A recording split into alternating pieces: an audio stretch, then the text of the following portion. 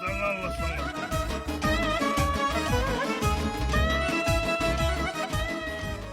Axana, sen bu restoranda işləyirsən? Yox. Onda ala bunu get müdürlə danış, burada işə düzə. Mənə sən qulluq eləyəsən. Hə, yaxşı, nə deyirəm ki? Nə də bilərsən ki? Yaxşı bax. Başına dönüm, burada otursam səni narahat eləmərəm. Onda ala bir dənə bundan danış gör bu nə deyir. Alo. Tırlar gömrükdədir. Haycan müəllim, istəyiniz nədir? Mənim istədiyim bir şeydir, o bir şey də hər şeydir. Orada iminini sən verəsən ma. Duxun da var vermə. Restoranı qız alıb özünüz arayın deyə verəcəm. Nə on çıxardılar, nə bunlar? Ay Allah sana qurban olum, yəqin istədiyi saz olar da. Buyurun müəllim, nuruş olsun. Ay başına dönüm, ağlın kəsmir sənin. Bu mən istədiyim deyil. Deyil.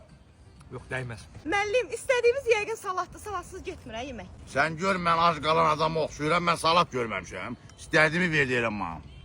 Qaradam atın pulu yalnız. Ləhnət dənə sənə çor şeytan. Ay, yaşından başından utan hə, yekə kişi sənə, imkanlı olmaqla deyil. Nə istəyirsən sən məndən? Ha, mən bir elə pulu kimə versəydim, o göydə tutardı mən nə istəyirəm. Mən bir dəqiqə üzr istəyirəm, bunu götürüm. Milləm nə istəyir? Müəllim bax vurmaq istəyir. Az görürsən pullu adamdır, müəllim adamdır. Səndən nə istəyə bilər o? Boyudumu istədi. Bunu istəyir, kimə istəyir? Həyatımın şansını qaçırdım ki. Aysa, sən bax, bu da qurbandır, bu da qurbandır. Hələ çöldə mən gəldiyim maşın var. Onu da sən pay verirəm. Söz ol. Sağ ol, Məhəmməd. Söz belə söz. Bax,